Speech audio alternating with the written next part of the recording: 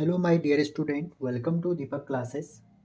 JEE series में जो हम काइनेमेटिक्स में चल रहे हैं, आज हम नेक्स्ट लेक्चर में चलते हैं। इससे पहले मैंने आपको impossible graph, conversion of graph और फ्री फॉल के ग्राफ विद फॉर्मूले बताए। आज मैं आपको बता रहा हूँ कैलकुलस अप्रोच कैसे यूज की जाती है काइनेमेटिक्स में। सिंपली आपके पास आप देखते होंगे, हम स्टार्ट करते हैं बेसिक चीज़ों से।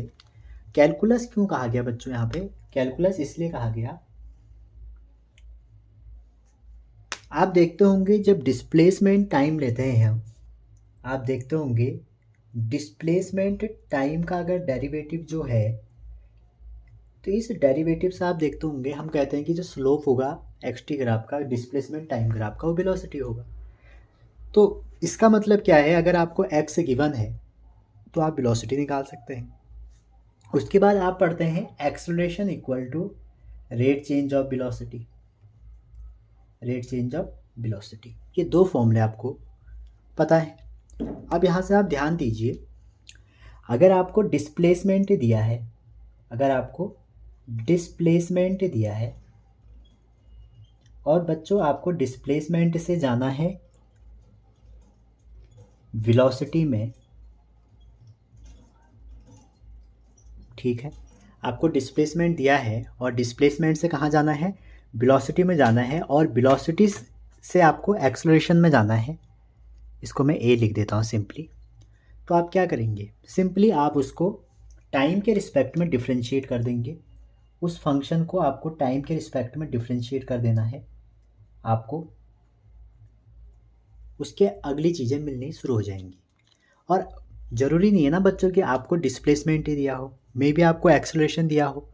एग्ज़ाम में अगर आपको एक्सेलरेशन दिया है और आपको रिवर्स आना है, तो आपने उसको डी टी के रिस्पेक्ट में इंटीग्रेट कर देना है। तो जैसे ही आप इंटीग्रेट कर देंगे तो आपको वेलोसिटी मिलनी। जब आप एक्सेलरेशन को करोगे, जब आप वेलोसिटी को करोगे, तो आपको एक्स मिलना शुरू हो जाएगा। ठीक है, मतलब कहने का मतलब ये है, एक्स से वी में जाना है तो डिफ्रेंशिएट करना है, वी से ए में जाना है तो डिफ्रेंशिएट करना है। लेकिन ए से वी में आना है, ए से बी में वापस आना है, तो बच्चों आपको क्या करना पड़ेगा, ए से बी में आने के लिए इंटीग्रेट करना पड़ेगा। ये बात आप समझ रहे होंगे। अब ये जितनी भी चीज़ें हैं, इसमें आपका ये कंडीशन है कि फंक्शन ऑफ टी होना चाहिए, फंक्शन ऑफ टी, तो आप इसको इजीली कर पाएंगे। सपोज़ आप सोचिए आपका जो वेलोसिटी है, ठीक है, आपकी जो वेलोसिटी है वो फंक्शन ऑफ एक्स हो गया। तो उसके लिए अलग से फॉर्मूला है बच्चों हमारा, कि अगर वेलोसिटी फंक्शन ऑफ एक्स हो गया तब हम क्या करेंगे। फंक्शन ऑफ एक्स होने के लिए हम देखेंगे इसमें कि यहाँ पर आप देखिए, अगर आप D V over D T को डी एक्स से डिवाइड कर दें और डी एक्स से इंटू कर दें, अगर आप डी एक्स से डिवाइड कर दें, डी एक्स से इंटू कर दें, तो ये वाला जो पार्ट है बच्चों आपका क्या हो गया, V D V by D X. तो कई बार मैं एग्ज़ाम में क्वेश्चन देखता हूँ बच्चों कि आपका A equal to V D V by D X के फॉर्म में कई बार क्वेश्चन आता है। तो अगर जब वी और वी एक्स का फंक्शन है और आपसे ए पूछा गया है, अगर वी वी एक्स का फंक्शन है, आपसे ए पूछा गया है, तो आप ये वाला फॉर्मूला यूज़ करेंगे, एक्स के रिस्पेक्ट में डिफ्रेंशिएट करेंगे। ठीक है, और कई बार बच्चों ऐसा होता है, जो आपका वेलोसिटी है आपका ऐसा हो जाएगा, टी जो है आपको टी दे देगा, आपको क्या करेगा, टी एक्स का फंक्शन है ऐसे दे देगा, कुछ टी को टी एक्स के फंक्शन की तरह बना देगा। ठीक है, तो इस केस में अब आपका जो एक्स है, जैसे मान लीजिए मैं एग्जांपल के तौर में बताऊं, तो टी इक्वल टू आपको दे देगा जैसे कि 2x प्लस 3x स्क्वायर, ऐसे दे देगा। तो इस केस में आपको D T over D x निकालना है, क्योंकि आपको पता होना चाहिए बच्चों कि D X over D T अगर आप निकालते हो या आप D T over D x निकालते हो, बात एक ही पड़ेगी। ठीक है, तो मैं देख रहा था अभी जेई 2022 में टी का फंक्शन दिया था एक्स के फॉर्म में। तो जो टी का फंक्शन एक्स के फॉर्म में था, ठीक है, इसको एफ ऑफ टी कर लीजिए, उसमें हमें D X over D T नहीं, अगर आप D X over D T इसमें निकालते हैं, ठीक है, तो लंबी खीर हो जाएगी इसके लिए, इसलिए इसमें आप D T over D x निकालिए, इधर वाला 1 हो जाएगा और आप कर सकते हैं। तो यहाँ तक आप समझ गए होंगे बेसिक आइडिया। एक मैं इम्पॉर्टेंट कंसेप्ट आपको और बताना चाह रहा हूँ, और वो कंसेप्ट क्या है बच्चों, सिंपली वो हमारा कंसेप्ट है कि आप इससे कर क्या सकते हैं, इतनी सारी चीज़ों से आप कर क्या सकते हैं। जैसे आपको मैंने सपोज आपके पास एक्स था कोई, और ये एक्स किसका फंक्शन था, टी का।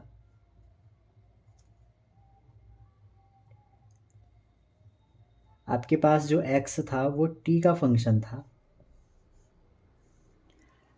और आपसे पूछा जाएगा वी निकालो, तो आपने क्या किया, डिफरेंशिएट कर दिया एक बार इसको, तो ये भी टी का फंक्शन आया।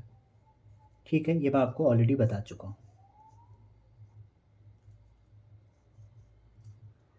क्या लिख रहा हूँ मैं, सॉरी,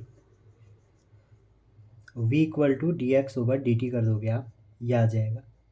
और यहीं पर आपसे एक्सेलरेशन पूछा जाएगा, तो ये भी टी का फंक्शन निकल के आएगा। और कैसे निकालेंगे, वेलोसिटी को डिफरेंशिएट करके। ये तो आप समझ गए होंगे। आप सोच रहे होंगे ये तीन ही चीज़ हो सकती है इससे, तो आप गलत हैं।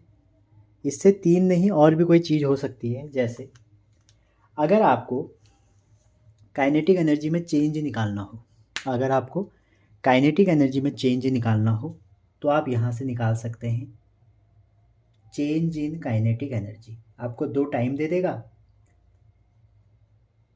तो वहाँ से आपको पूछेगा कि काइनेटिक एनर्जी बताओ, तो आप यहाँ से चेंज इन क्या निकाल सकते हो, kinetic energy, change in kinetic energy. पहली बात, अगर आपको वी दिया है, आपसे पूछा जा सकता है कि बताइए पार्टिकल रेस्ट में था, 4 सेकेंड बाद उसकी कितनी हो जाएगी, तो आप इस वी का यूज़ करके निकाल सकते हो। बस प्रोवाइडेड आपको मास गिवन होना चाहिए। तो जब तक मास गिवन नहीं करेगा तब तक आप नहीं निकाल पाओगे। तो मास गिवन है तो आप काइनेटिक एनर्जी में चेंज निकाल सकते हैं। ठीक है, और बच्चों मैं आपको बताऊं, आप यहाँ से वर्क डन निकाल सकते हो। वर्क डन कैसे निकालोगे बच्चों, चेंज इन, आपको वर्क एनर्जी थ्योरम पता होगी, change in kinetic energy he work होता है। तो अगर मैं कहूँ आपसे ये और ये एक ही चीज़ है, तो आप सही समझे। एक कंसेप्ट मैप होना चाहिए ना, मैं इससे कर क्या सकता हूँ। ठीक है, अगर आपको इसी में अगर मैं आगे चलूँ, अगर आपको मास गिवन है, आप इसमें फोर्स निकाल सकते हो बच्चों। ठीक है, अगर आपको मास गिवन है तो इस वाले से आप क्या निकाल सकते हो, एक फोर्स, क्योंकि फोर्स इक्वल टू क्या होता है, एम ए, और मास इसके लिए गिवन होना चाहिए, एम आपको दिया रहेगा। तो अगर मास गिवन है आप इससे ये कर सकते हो। और क्या कर सकते हो इससे, सबसे इम्पॉर्टेंट बच्चों, आप इस फॉर्मूले से पावर निकाल सकते हो। और आपको बता दूं पावर इक्वल टू होता है एफ डॉट वी। ठीक है, तो मास आपको गिवन होगा, क्योंकि मास तो गिवन रहेगा ना, तो मास गिवन रहेगा तो आपसे यहाँ से फोर्स निकाल सकते हो, आप यहाँ से पावर निकाल सकते हो, चेंज इन काइनेटिक एनर्जी निकाल सकते हो। और बाकी आप uniform motion, non uniform motion, कब वेलोसिटी मैक्सिमम होगी, average velocity, instantaneous velocity, everything आप निकाल सकते हो, कुछ भी। ठीक है, अब हम 1-2 क्वेश्चन लेंगे, वहाँ से आप समझेंगे कि हम कैसे निकालेंगे।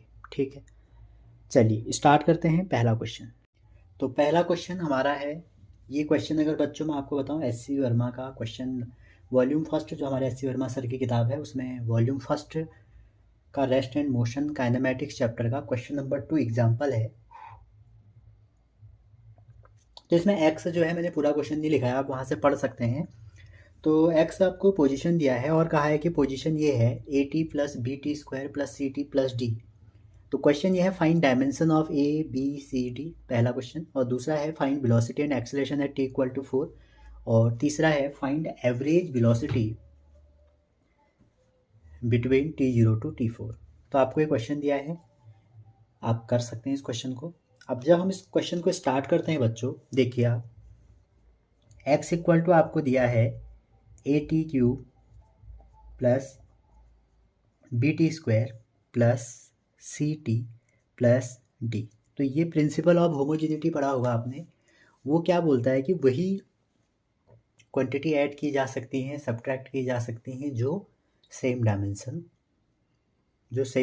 की हो। ठीक है, आप देख सकते हैं NCERT में उसमें लिखा है every same dimensional quantity can be added and subtract to each other. तो यहाँ पर आप देखोगे x equal to AT³ plus BT² plus CT है। तो इसका मतलब बच्चों क्या हुआ कि ये वाले टर्म की जो डायमेंशन होगी वो इसके बराबर होगी, इस वाले टर्म की भी इसके बराबर होगी, इस वाले टर्म की भी इसके बराबर होगी, इस वाले टर्म की भी इसके बराबर होगी। इसका मतलब जो डायमेंशन होगी बच्चों आपकी x की, x यहाँ डिस्टेंस पोजीशन से है, वो आपकी डायमेंशन ऑफ AT³ की बराबर होगी। वही आपकी डायमेंशन ऑफ BT² के बराबर होगी, वही डायमेंशन ऑफ CT के बराबर होगी, वही डायमेंशन ऑफ D के बराबर होगी। ये चीज़ें हमें क्लियर होगी। या आप ये भी कह सकते हो A जो है कांस्टेंट है, तो इस पूरे टर्म को A को न्यूट्रलाइज करना है पूरे टर्म को, तो इसकी क्या डायमेंशन होगी। इससे अच्छा आप यही लगाएं। अब देखिए x की डायमेंशन तो लेंथ हो गई। अब इस वाले टर्म की देखेंगे आप, A की क्या है T³, तो यहाँ से A की निकल जाएगी आपकी LT-3। अगर आप इसको डिवाइड करेंगे तो ये A की डायमेंशन हो गई। B की करें तो ये L के बराबर करेंगे। इन दोनों को करोगे कॉम्प्लिकेट होगा, करके आ जाएगा। x के साथ करो तो ईजिली हो जाएगा। x equal to dimension of BT², तो B की T को इधर भेजा तो क्या आ जाएगा LT-2। और वहीं आप यहाँ देखें तो CT की डायमेंशन क्या होगी L के बराबर, तो C की डायमेंशन हो जाएगी LT-1, और अगेन D की डायमेंशन तो अपनी L ही रहेगी क्योंकि एक ही क्वांटिटी है। आप यहाँ पे ध्यान नहीं देना बच्चों, आप किसी के भी कोई इक्वल कर सकते हो। आप सोच रहे हैं मैं L की वैल्यू पहले ये रख दूँ, A की वैल्यू फिर सॉल्व करो, फंस जाओगे। वो करो ना जो सिंपल है। आपसे पूछा जा सकता है कि आइडेंटिफाई B एंड C या D। तो B जो क्वांटिटी है वेलोसिटी है, नहीं एक्सेलरेशन है, एक्सेलरेशन की भी डायमेंशन इतनी होती है। ये वेलोसिटी है, ये लेंथ है, पोजीशन है। तो पहला पार्ट ये हो गया। सेकंड पार्ट कह रहा है फाइंड द वेलोसिटी। तो मैंने आपको इससे पहले अभी बताया था कि बच्चों अगर आपको x से v में जाना है, अगर आपको x से v में जाना है तो आपको डिफ्रेंशिएट कर देना है, तो आप v पहुंच जाओगे। और आप v से अगर आप फिर a में जाना है तो आपको फिर डिफ्रेंशिएट कर देना है, आप a में पहुंच जाओगे। x आपको दिया है AT3 BT² plus CT plus D। जैसे आप डिफ्रेंशिएट करेंगे d/dt x, तो यहाँ पर डिफ्रेंशिएशन करने में सिर्फ दो ही फॉर्मूला आपको ध्यान रखने हैं। एक x की पावर n वाला, ये होता है nx n-1, और एक कांस्टेंट वाला। अगर कांस्टेंट है यहाँ पे कोई, कांस्टेंट किसे कहेंगे जिसके रिस्पेक्ट में डिफ्रेंशिएशन नहीं हो रहा है। अगर यहाँ y भी है तो वो भी कांस्टेंट की तरह बिहेव करेगा। ठीक है, ये t के रिस्पेक्ट में है। ठीक है, तो यहाँ पर x का फंक्शन नहीं होना चाहिए, बाकी कोई भी हो जीरो बना देगा कांस्टेंट बन के। तो यहाँ पर आप डिफ्रेंशिएट करेंगे तो जो a है, a तो बाहर ही रह गया। T³ का क्या हो जाएगा, ये वेलोसिटी आ जाएगी। T³ का हो जाएगा 3T², a बाहर रहा, प्लस b बाहर रहा 2T, फिर c, t का 1 हो गया और d का 0 हो गया। तो ये आपकी वेलोसिटी आ गई। और आपसे पूछा है कि 4 सेकेंड में बताओ, तो t की वैल्यू आप क्या रख दोगे जब निकाल लोगे। v एट 4 सेकेंड आपका हो जाएगा 3a, और 4 का स्क्वायर करोगे तो 16, ये हो जाएगा 2b 4 प्लस c। ठीक है, अब आपको कह रहा है कि एक्सेलरेशन भी निकालो। तो जब एक्सेलरेशन आप निकालेंगे तो सिंपली v को डिफ्रेंशिएट कर दीजिए, a इक्वल टू dv/dt। तो जब आप इसको डिफ्रेंशिएट करेंगे, ये कितना है, ये 6t है, नहीं ये 3a है, तो 3a बाहर ही आ गया। और t² का जब करेंगे तो क्या आ जाएगा 2t, प्लस यहाँ देखेंगे 2b हो गया, और t का करेंगे तो 1 आ जाएगा, c का 0 हो जाएगा। तो ये भी 4 सेकेंड में अगर आप निकालेंगे तो लास्ट में 4 रख दीजिए यहाँ पे, तो 6a/4 + 2b, वहाँ ए बी की वैल्यू दी है, आप रख सकते हो। ये तो आपके दो हो गए, पहला और दूसरा पार्ट। तो इस क्वेश्चन में आप पूछा है एवरेज वेलोसिटी और एवरेज एक्सेलरेशन, तो हमारा वी ये निकल के आया, इससे हमने डिफ्रेंशिएट कर दिया और यहीं से हमारा ए ये निकल के आया। अब बच्चों आपको एवरेज वेलोसिटी निकालनी है, तो आपको क्या पता है, आपको पता है total displacement over total time. तो आपको जब भी ये एवरेज दिया रहेगा, एवरेज निकालो करके आएगा, तो आपसे कहेगा कि T1 से T2 के बीच में निकालो, ठीक है। क्या, वी एवरेज वेलोसिटी। तो आपको कुछ नहीं करना है, जो भी आपको डिस्प्लेसमेंट दिया है उसमें आपने T2 रखना है, और जो भी आपका वेलोसिटी है उसमें आपने T1 रखना है, और टोटल टाइम जो है आपका T2 - T1। सिमिलरली जब आपको एक्सेलरेशन की बात आएगी तो ये क्या होता है, रेट चेंज ऑफ वेलोसिटी।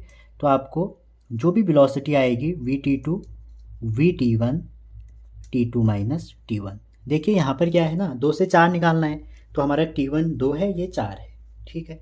अब आप समझ रहे होंगे कि ये माइनस क्यों करना है। आप ये बात बताइए, जैसे कोई पार्टिकल है, अभी उसकी पोजीशन यहाँ पर है, ठीक है, ये x1 डिस्टेंस है और यहाँ पर इसकी x2 है, तो इसकी जो चेंज इन वेलोसिटी होगी, हम ऑरिजिन से नाप रहे हैं ना, इतनी x1 है और यहाँ से लेके यहाँ तक x2 है, तो मेन तो इसकी ये है ना डिस्प्लेसमेंट, तो हम क्या करेंगे x2 - x1। तो वैसे ही जब दो टाइम पे पूछ रहा हो 2 से 4, तो हम क्या करेंगे, फाइनल माइनस इनिशियल। तो जब भी आपसे वेलोसिटी पूछेगा, अभी आपको दिया है, तो आप इसमें क्या करेंगे, आप यहाँ पर जो भी दिया है VT1 निकाल लेंगे, T2 निकाल लेंगे, या आप x से T1 निकाल लेंगे, x से T2 निकाल लेंगे। तो ऐसे बहुत सारे क्वेश्चन आते हैं, फिर आप इसमें पुट करेंगे तो आपका आंसर आ जाएगा, ठीक है। तो यहाँ पर 2 से 4 निकालनी थी और यहाँ पर वेलोसिटी निकालनी है।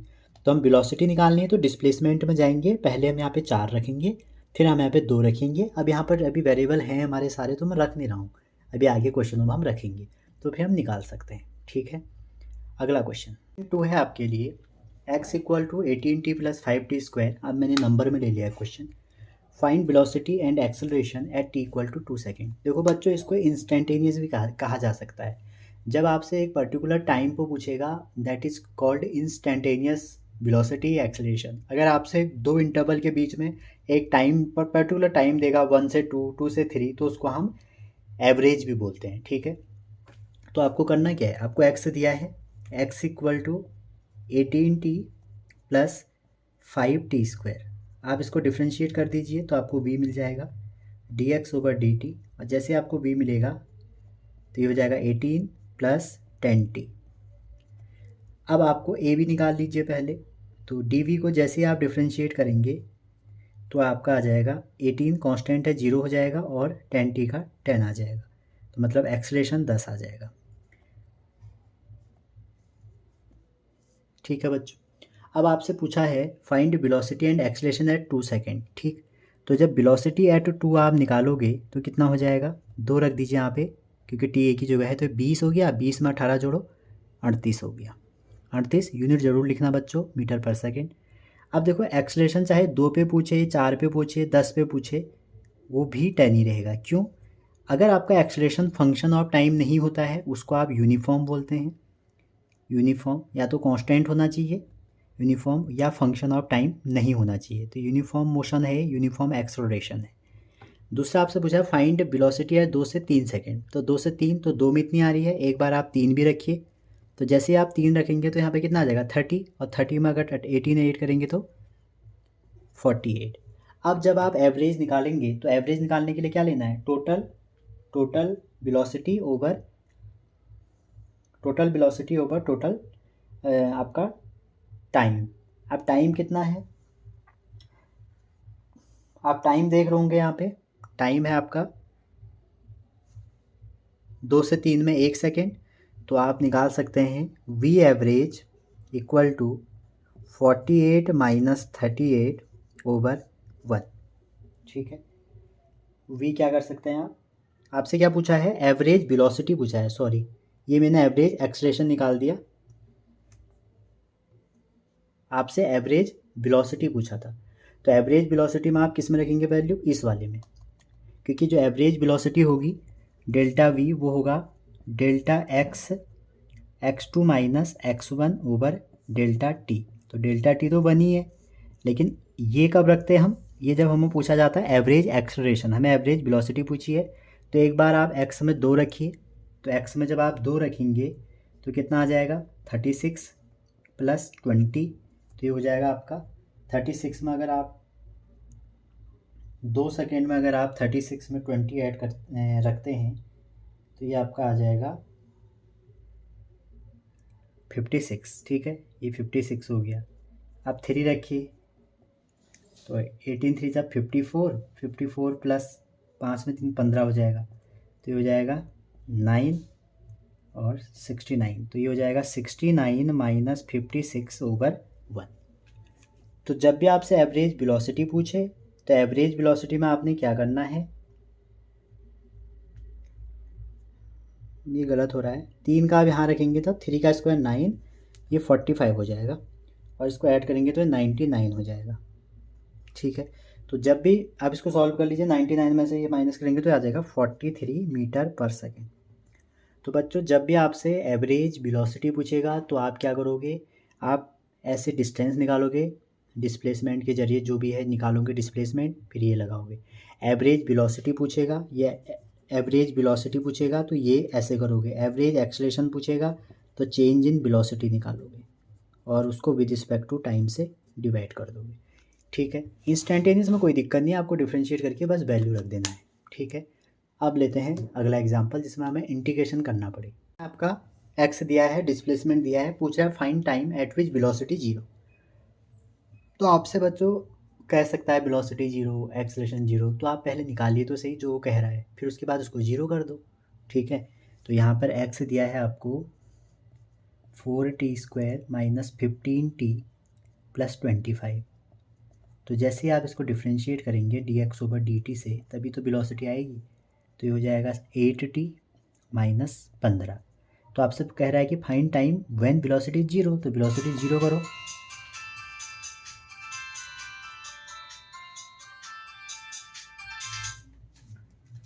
तो जैसे ही वेलोसिटी 0 करोगे तो 8t माइनस 15 इक्वल टू 0, तो टाइम कैसे निकलेगा, निकल गया आपका। तो आपको क्वेश्चन में ऑलरेडी सब कुछ पूछेगा कि भैया एक्सेलरेशन 0 है तो टाइम बताओ, वेलोसिटी 0 है तो टाइम बताओ। मे भी आपसे क्वेश्चन ऐसा पूछा जा सकता है कि ये मोशन क्या यूनिफॉर्म है।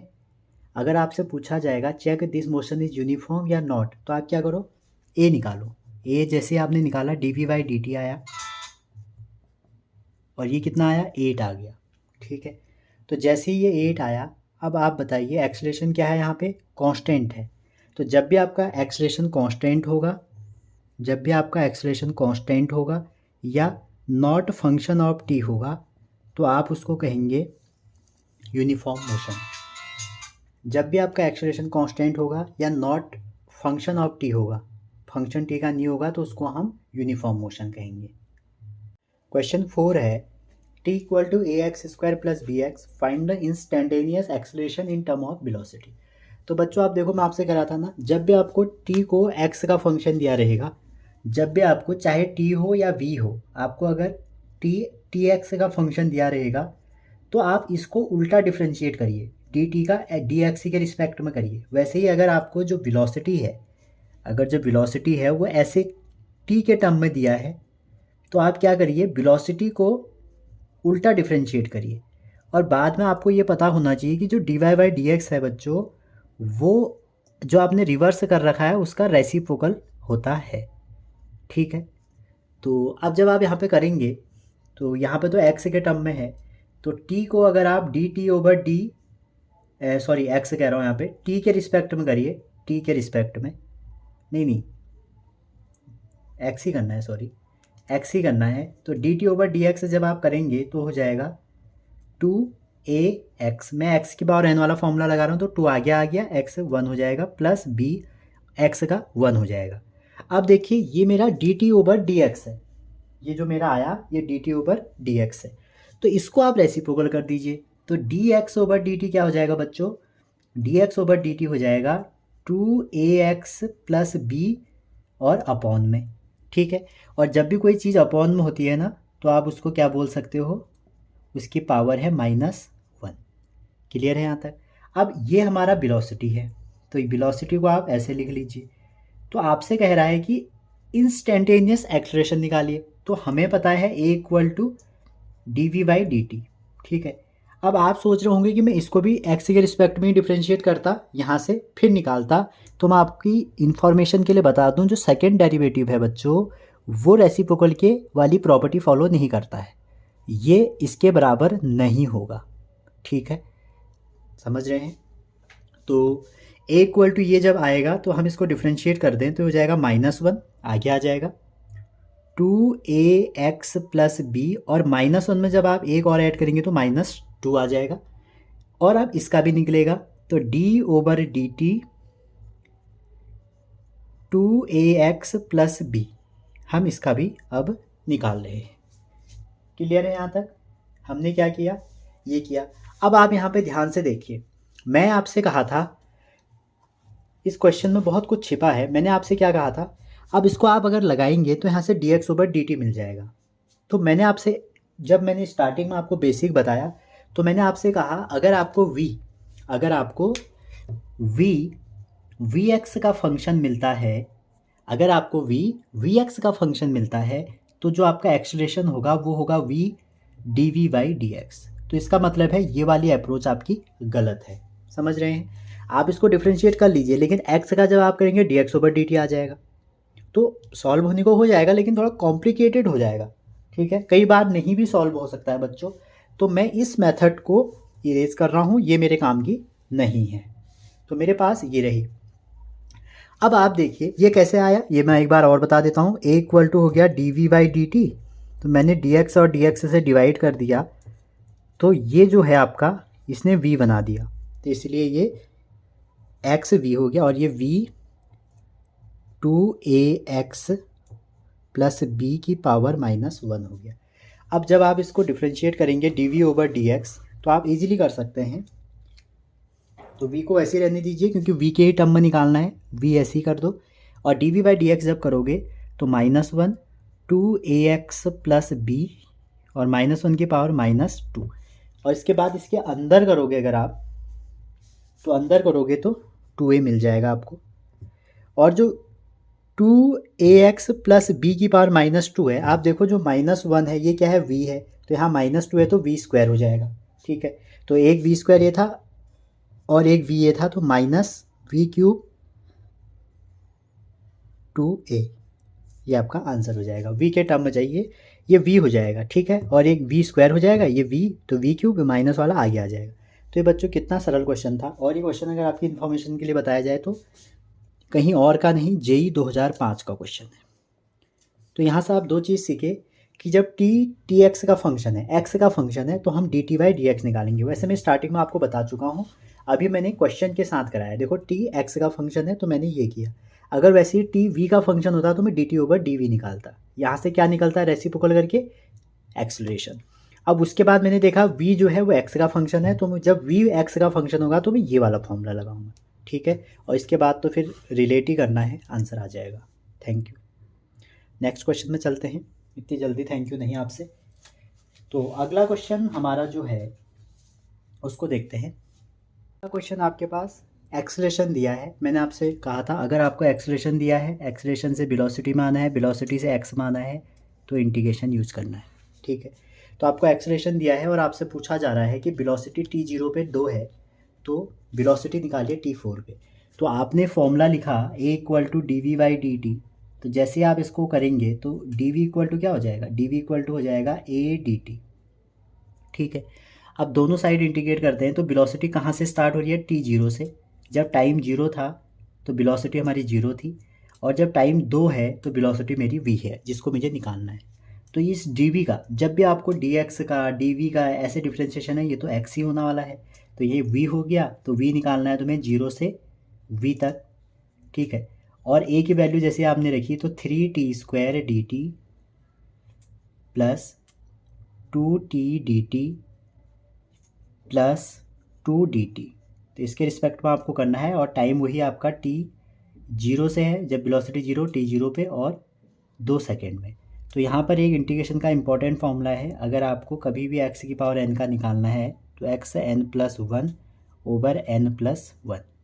तो यहाँ पे लगाएं तो ये हो जाएगा t की पावर 3 ओवर 3, 3 से ये 3 कैंसिल हो जाएगा, और अपर लिमिट लोअर लिमिट का आपको पता होगा, +2t² 2, तो अगेन 0 से 2 +2t और यहाँ पे भी 0 से 2। तो यहाँ अगर आप 2 रखेंगे 2 4 8 हो जाएगा और 0 -0, upper limit minus lower limit करते हैं। ठीक है, पहले तो 3 से 3 कट गया, फिर उसके बाद upper limit minus lower limit. इस 2 से भी ये 2 कैंसिल हो गया, प्लस 2 का कितना हो जाएगा 4 -0, प्लस यहाँ रखेंगे 2 एक ऑलरेडी था और एक 2 और आ गया इंटू 2, तो ये हो गया 8 4 12, 12 4 16। ठीक है, तो आपका ये आ गया। तो आपको क्या करना था, रिवर्स प्रोसेस करना था। अब आपसे पूछा गया कि डिस्प्लेसमेंट निकालो। ठीक है, तो इसका जब आप डिस्प्लेसमेंट निकालेंगे तो सबसे पहले आपको v, अब यहाँ से आप v देखेंगे, अगर बिना वैल्यू रखे आप v देखेंगे तो v कितना आ जाएगा t⁻3, ठीक है, बिना लिमिट रखे, प्लस t⁻2 प्लस 2t, ये आपका v आ जाएगा। अब आपको डिस्प्लेसमेंट निकालना है तो dx इंटीग्रेशन और ऊपर dt होता है, तो इधर क्या चले जाएगा dt चले जाएगा। तो एक बार और इसको इंटीग्रेट कर दोगे बच्चों तो आपका क्या आ जाएगा, आपका इंटीग्रेशन वेलोसिटी से डिस्प्लेसमेंट आ जाएगा। तो इधर तो ये हो जाएगा x, ठीक है, dx का क्या हो जाएगा x हो जाएगा। और जैसे t3 का निकालोगे तो ये हो जाएगा t⁻4/4 प्लस यहाँ निकालोगे t⁻3/3 प्लस 2, ये 2 था ये t है, तो +2t²/2, तो 2 से 2 कैंसिल हो गया। और कहाँ से कहाँ निकालना है, 0 से 4 निकालना है, तो आप यहाँ पे 0 से 4 लगा, 0 से 4 में लगा लीजिए। 0 से मान लो 0 में 0 है, 4 में यहाँ भी लिमिट रख सकते हैं 0 से 4। तो एक बार आप अपर लिमिट रखिए, एक बार लोअर। तो कहने का मतलब ये है, अगर आपको v दिया है, अगर आपको a दिया है तो a से आप इस फॉर्मूले के ज़रिए से v निकाल सकते हैं। और v कैसे निकालेंगे, v निकालेंगे आप इंटीग्रेशन a dt, और जैसे ही आपको v निकल जाएगा तो वहाँ से आप x निकाल सकते हैं, डिस्प्लेसमेंट निकाल सकते हैं v dt। और अपर और लोअर लिमिट का ध्यान रखें, तो ये रिवर्स प्रोसेस होगी। तो इससे भी काफ़ी क्वेश्चन आपसे जेई में पूछे गए हैं। अगला कंसेप्ट है इसमें स्लोप से रिलेटेड। स्लोप से रिलेटेड मीन्स आप पढ़ रहे हैं a = dv/dt। तो बच्चों इसका मतलब ये हो गया कि जो vt ग्राफ है, vt ग्राफ का जो स्लोप होगा वो आपका एक्सेलरेशन होगा। वैसे आप पढ़ रहे हैं v = dx/dt, x यहाँ पर डिस्प्लेसमेंट है, तो डिस्प्लेसमेंट टाइम ग्राफ का जो स्लोप होगा वेलोसिटी होगा। अब स्लोप होता क्या है, जैसे हमारी ये एक्सिस है, गणित में आप मैथमेटिक्स में या गणित में सीखेंगे कि कोई अगर ये पार्टिकल का कर्व है तो इसका एक्स एक्सिस के साथ जो है ये वाला एंगल हमेशा एक्स एक्सिस के साथ मेजर करेगा, इसको हम बोलते हैं स्लोप। तो m tan थीटा। तो यहाँ पर जो स्लोप आपका मेजर करना है वो टाइम एक्सिस के साथ मेजर करना है। दैट मीन्स अगर ये v है, ये v है और ये t है, और ये कोई कर्व है जिसका एंगल यहाँ पे 30 डिग्री मेजर किया है, तो टाइम के साथ एंगल, हमेशा टाइम एक्सिस के साथ एंगल मेजर करना है। तो स्लोप क्या हो जाएगा, स्लोप हो जाएगा m30 tan 30, और m जो है यहाँ पर बच्चों वही एक्सेलरेशन है, तो a = क्या हो जाएगा 1/√3। अब याद रखना टाइम एक्सिस के साथ, अगर यहाँ पे x हो जाता मतलब पोजीशन हो जाती, डिस्प्लेसमेंट हो जाती, तो इसका स्लोप क्या कहलाता, वेलोसिटी कहलाती। अगर मैं, आप सोचिए यही क्वेश्चन है आपके पास, लेकिन मैं थोड़ा सा डेटा बदल देता हूँ इस क्वेश्चन में। और डेटा कैसे कि आपका मैंने v यहाँ रख दिया, क्योंकि एग्जामिनर ऐसी चालाकी करता है, और t ऊपर कर दिया और इसको मैंने 30 डिग्री रख दिया, और आपसे पूछूंगा मैं बताओ एक्सेलरेशन कितना होगा। तो आप यहाँ पे भी अगर स्लोप आप सोचेंगे कि tan 30 डिग्री होगा, तो आप बिल्कुल गलत है बच्चों। मैं आपसे कह रहा हूँ टाइम एक्सिस के साथ स्लोप देखना है, तो ये पूरा 90 का होता है, तो इतना एंगल कितना हो जाएगा 60 डिग्री का। तो जो स्लोप होगा हमारा 30 ना होके क्या होगा 60, और tan 60 होता है √3। तो आपको हमेशा स्लोप टाइम एक्सिस के साथ देखना है, के साथ देखना है या मेजर करना है बोल सकते हो। क्लियर है। अब इसी में मैं एक आपको और क्वेश्चन बनाता हूँ। जैसे ये x डिस्प्लेसमेंट या पोजीशन टाइम ग्राफ है। इसमें एक पार्टिकल का ग्राफ ए ये है, ठीक है, और एक पार्टिकल का ग्राफ बी ये है, ठीक है। इस बी का एंगल इससे 60 डिग्री है और इसका एंगल 30 डिग्री है। तो आपसे पूछ रहा है कि वी ए और वी बी की वेलोसिटी का रेशियो बताइए। तो बच्चों मैंने आपको बताया वेलोसिटी टाइम ग्राफ का स्लोप एक्सेलरेशन, पोजीशन टाइम या डिस्प्लेसमेंट टाइम ग्राफ का स्लोप वेलोसिटी। ये पोजीशन टाइम भी हो सकता है, यहाँ पे सेम रहेगा आंसर, ठीक है, क्योंकि स्लोप तो उतना ही है ना। तो यहाँ पर आपसे पूछा है, तो आपको पता है टाइम एक्सिस के साथ मेजर हो रहा है, बिल्कुल मेजर हो रहा है। देखिए टाइम एक्सिस से मेजर हो रहा है एंटी क्लॉकवाइज, ठीक है, हमें एंटी क्लॉकवाइज नापना है और ये भी हमारे टाइम एक्सिस के साथ मेजर हो रहा है। तो जो ए ग्राफ की वेलोसिटी होगी वो कितनी होगी 1030, और जो बी की होगी वो कितनी होगी 1060। तो 1030 होता है आपका 1/√3 और इसका कितना हो जाएगा बताइए आप, 1060 हो जाएगा √3 और 1030 होता है 1/√3। तो नीचे पहुंच के दोनों √3 1/3 बना देंगे, ठीक है। तो इसका आंसर क्या आ जाएगा 1:3। तो बच्चों अगर आप नीट वाले हो तो नीट 2021 में 22 में ये क्वेश्चन पूछा था, आप देख सकते हैं पेपर में, और जेई में भी पूछा गया है 1000 बार, ठीक है। अब आपका यही ध्यान रखना है आपने कि टाइम एक्सिस के साथ, ठीक है, टाइम एक्सिस के साथ जो स्लोप होगा वो मेजर होगा उस कर्व से टाइम एक्सिस के साथ। क्लियर है। एक क्वेश्चन और लेते हैं। मान लीजिए क्वेश्चन ये है आपका, सपोज ये टाइम है और ये आपकी वेलोसिटी है। एक कर्व आपका ये है जिसका ये वाला स्लोप दिया है 45, क्लियर है, और दूसरा कर्व आपका ये है और जिसका स्लोप दिया है आपको 30 डिग्री, और आपसे पूछा कि वेलोसिटी बताओ, ठीक है। ये आपका कर्व नंबर ए, ये बी। तो मैं आपसे कह रहा हूँ टाइम एक्सिस के साथ जो एंगल होगा दैट इज कॉल्ड एक्सेलरेशन या स्लोप। वेलोसिटी टाइम ग्राफ का स्लोप एक्सेलरेशन। आपको याद नहीं है ना, आपको ये तो याद है ना बच्चों, देखो रट्टा थोड़ी मारना है, साइंस है बच्चों, ये एसएसटी थोड़ी है, एसएसटी भी पढ़ी जाती है अच्छे से, समझ रहे हैं, एसएसटी भी पढ़ी जाती है। ये याद है ना, वीटी का ग्राफ का स्लोप ए, एक्सटी का ग्राफ का स्लोप वी, इससे आपको कभी नहीं भूलोगे। अब देखिए टाइम एक्सिस के साथ मेजर करना है, जो थीटा है ना वो टाइम एक्सिस के साथ मेजर करना है। ए में तो ये बात बहुत बढ़िया फॉलो होती है, जब आप ए का ग्राफ देखते हैं तो आपकी ए की जो वेलोसिटी होगी वो हो जाएगी 1045, तो 1045 मतलब 1। अब लेकिन बी पर ना ये जो एंगल दिया है ये 30 डिग्री का दिया है और कोऑर्डिनेट एक्सिस के बीच में 90 का एंगल होता है पूरा। अब आप बताइए अगर ये 30 है तो ये पूरा कितना है 60 का, तो बी का जो स्लोप होगा ना वो होगा 10/60 और 1060 होता है √3। तो V A over V V कितना हो जाएगा बच्चों 1/√3। क्लियर है, यहाँ तक समझ गए? तो ये बात समझ रहे होंगे आप। एक क्वेश्चन और लेते हैं। इसमें आपके सामने मैं दो ग्राफ बना रहा हूँ, ए के टाइम के साथ एक्स का ले लेता हूँ, ठीक है, और ए के पार्टिकल ए, ये पार्टिकल बी, ये पार्टिकल सी, और सेम ग्राफ में एक और बनाता हूँ, ठीक है। तो ये ए, ये बी, ये सी। अब आपको देखना है, आपसे पूछा गया इनकी किसकी वेलोसिटी ज़्यादा होगी। देखो अगर आप ऐसे बढ़ोगे ना तो आपका क्या होगा 10 की वैल्यू बढ़ेगी, स्लोप बढ़ रहा है। तो जब टाइम एक्सिस है तो आप कहोगे वी सी की सबसे ज़्यादा, फिर वी वी की सबसे ज़्यादा, फिर वी ए की सबसे कम, ठीक है। मतलब टाइम एक्सिस के साथ देखोगे इसका स्लोप कम है, फिर इसका बढ़ रहा है, फिर इसका बढ़ रहा है। लेकिन यहाँ पर अगर आप यही कंसेप्ट लगाओगे तो आप फंस जाओगे। क्यों? टाइम एक्सिस इसने यहाँ बना दी है, तो जहाँ पर ये चीज़ हो रही है ना ये सब उल्टी हो जाएगी। अब ए का ज़्यादा होगा, फिर बी का, फिर सी का। समझ रहे हैं आप यहाँ समझ रहे होंगे कि सबसे ज़्यादा जो स्लोप है वो सी का है, जो कि बिल्कुल गलत है बच्चों। हमें टाइम एक्सिस के साथ देखना है, अगर आप इसको घुमा लो तब आपको पता लग जाएगा। तो इसलिए सबसे उल्टा कर देना है।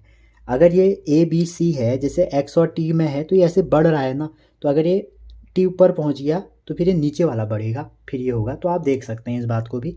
तो ये अगर आपको समझ में आ गया तो इसको आप रिलेट करके भी निकाल सकते हैं। बस याद रखना यहाँ पर x हो गया है, ये x होने की वजह से हुआ है। इसका स्लोप x के साथ तो x के हिसाब से तो बढ़ रहा है, लेकिन हमें देखना है टाइम के हिसाब से, ठीक है। तो इसलिए सबसे ज़्यादा स्लोप a का, फिर b का, फिर c का। तो ये हमारा एक क्वेश्चन और लेते हैं इसमें, चलो फिर उसके बाद अगला टॉपिक। इस क्वेश्चन में आपसे कहा गया है कि 5 सेकेंड से स्लोप बताइए, या आप कह सकते हैं एक्सीलरेशन बताइए 5 to 7 सेकेंड से, 5 to सेकेंड के बीच में। तो आप बच्चों यहाँ पर आपको थीटा नहीं दिया है, और जब भी आपको थीटा नहीं दिया है तो आपको डेफिनेशन की तरफ जाना चाहिए। तो डेफिनेशन क्या कहती है? एक्सीलरेशन की डेफिनेशन कहती है रेट चेंज ऑफ वेलोसिटी और rate with respect to time. अब देखो 5 से 7 में जो गैप हो कितना है? 2 का। 5 से 7 में कितने का गैप है? 2 का। तो टाइम में चेंज कितना है? 2। अगर आप वेलोसिटी की बात करें, ये सीधी लाइन है, थोड़ी टेढ़ी हो गई है, तो आप देखें यहाँ पर ये 20 है वेलोसिटी, यहाँ पर भी 20 है, तो यहाँ पर कितनी है? 0 है। तो ये इनिशियल वेलोसिटी रही होगी, ये फाइनल वेलोसिटी रही होगी, तो रेट चेंज कितना आ जाएगा? 0 फाइनल माइनस इनिशियल, तो इसका मतलब है -10 मीटर सेकेंड -2। तो इसमें रिटार्डेशन हो रहा है, नीचे को डाउनवर्ड में एक्सेलेरेशन नेगेटिव हो रहा है, क्योंकि यहाँ पर एक्सेलेरेशन पॉजिटिव कांस्टेंट, तो यहाँ पे नेगेटिव। तो ऐसे भी क्वेश्चन आ जाएगा तो उसको आप ग्राफ से कर लीजिए, एंगल से आ जाएगा तो आप एंगल टाइम एक्सिस के साथ मेजर कर लीजिए, ठीक है। कुछ अब और अच्छे क्वेश्चन लेते हैं, थोड़ा लेवल बढ़ाते हैं। अगला क्वेश्चन हमने लिया है, two car P and Q start from a point at same time and their positions are represented by, दोनों की पोजीशन दी है x1। सॉल्यूशन अगर हम इसका देखें तो x1 इसकी जो पोजीशन दी है वो दी है a t plus b t², और जो x2 की पोजीशन दी है वो है f t माइनस t²। तो आपसे पूछ रहा है at what time both car है सेम वेलोसिटी। तो आपको x दिया है, वेलोसिटी कैसे निकालेंगे? आपको पता है, इसको अगर मैं डिफ्रेंशिएट कर दूं तो इसकी जो वेलोसिटी आ जाएगी वो v1 आ जाएगी, ठीक है। तो अगर t के रिस्पेक्ट में आप करो तो a तो कोई कांस्टेंट होगा, t का क्या हो जाएगा 1, प्लस b कोई कांस्टेंट होगा, और 2t का t² का कितना हो जाएगा 2t। तो v1 की वैल्यू आपकी बच्चों कितनी आ गई? a plus 2bt। अब वहीं अगर आप यहाँ देखें तो dx2/dt अगर आप निकालें तो कितना आ जाएगा? f और t का 1 हो जाएगा माइनस 2t, क्योंकि a और f तो कुछ कांस्टेंट है ना, और 2t का क्या आ गया आपका? f minus 2t। और आपसे पूछा है कि कितने टाइम में इसकी जो वेलोसिटी है वो सेम हो जाएगी। तो आपको ना बच्चों इसमें क्वेश्चन बता रहा है कि करना क्या है। तो आप क्या कर दीजिए, इन दोनों को इक्वेट कर दीजिए, ये वाले को और ये वाले को। ये हमारा v2 है, तो जैसे ही आप इन दोनों को इक्वेट करेंगे तो इक्वेट करके क्या मिलेगा? a plus 2bt equal to f minus 2t। तो यहाँ से आप अगर सॉल्व करें तो 2b ये माइनस वाला इधर भेजें तो प्लस 2t इक्वल टू ये हो जाएगा f माइनस a। तो यहाँ से टाइम की वैल्यू जो आपकी आ जाएगी वो आ जाएगी f minus a over 2b plus 2, ठीक है। तो यहाँ से जो आपका आंसर आ जाएगा वो आ जाएगा f minus a 2b plus 2। तो इतने टाइम में इसकी वेलोसिटी सेम होगी। तो ये क्वेश्चन आपका पूछा भी गया था एक बार। एक क्वेश्चन और ले लेते हैं। अगला क्वेश्चन है, आपको किसी पार्टिकल का v दिया है और आपसे पूछा जा रहा है कि इसका एक्सेलरेशन कितना होगा, ठीक है। बच्चों वैसे तो बहुत सारे क्वेश्चन है ना, आप मैंने आपको बेसिक बता दिया, आप आराम से निकाल सकते हैं। अब यहाँ पर आप ध्यान से देखिए, जो v है वो फंक्शन ऑफ x है। मैं बार बार कह चुका हूँ आपको, अगर v of function of x होगा तो आपके लिए जो आंसर होगा वो ये लगाना पड़ेगा। तो बस, और है ही क्या इसमें, v की वैल्यू आप बाद में रख लेना क्योंकि इसका तो डिफ्रेंशिएट करना नहीं है। तो ये हो जाएगा बीटा x की पावर -2n। तो जैसे ही आप यहाँ पर वैल्यू रखते हैं बच्चों, तो वैल्यू रखने के बाद आप क्या देखेंगे, इसमें b की वैल्यू होगी बीटा x की पावर -2n, और जैसे आप इसको डिफ्रेंशिएट करोगे एक बीटा तो रहेगा ही रहेगा, -2n आ गया, और x की पावर -2n-1, ठीक है। क्योंकि जब dy/dx x की पावर n का आप करते हैं तो वो होता है nxn-1। तो ये हो गया। यहाँ से आप इसको थोड़ा सा रिलेट करें तो ये हो जाएगा -2n और बीटा बीटा स्क्वायर हो जाएंगे और एक्स की पावर -2n ये है और इसमें ऐड हो जाएंगे तो एक्स की पावर -4n -1। तो ऐसे ही बहुत सारे क्वेश्चन हैं। ये क्वेश्चन नीट हीट में आए हैं, कोई जेई में क्वेश्चन आया हुआ है। तो ऐसे आप कर सकते हैं, बस आपको ध्यान ही रखना है कि कब हमें डिफ्रेंशिएट करना है, कब इंटीग्रेट करना है। सिंपली जब आपको एक्स से वी और ए की तरफ जाना है तो डिफ्रेंशिएट करना है टी के रिस्पेक्ट में, और अगर आपको रिवर्स आना है तो इंटीग्रेट करना है। ठीक है, ये नहीं है कि आप ए से डायरेक्ट एक्स निकाल देंगे, आप ए से पहले वी में आएंगे, वी से फिर एक्स में आएंगे। और हम क्या क्या निकाल सकते हैं मैंने वीडियो में पहले ही बता दिया है, आप वीडियो को स्टार्टिंग से 2 बार देखिए, आपके कंसेप्ट क्लियर हो जाएंगे। मिलते हैं अगले कंसेप्ट में, और अगर चैनल पर नए हैं लाइक शेयर सब्सक्राइब करना ना भूलें। Thank you.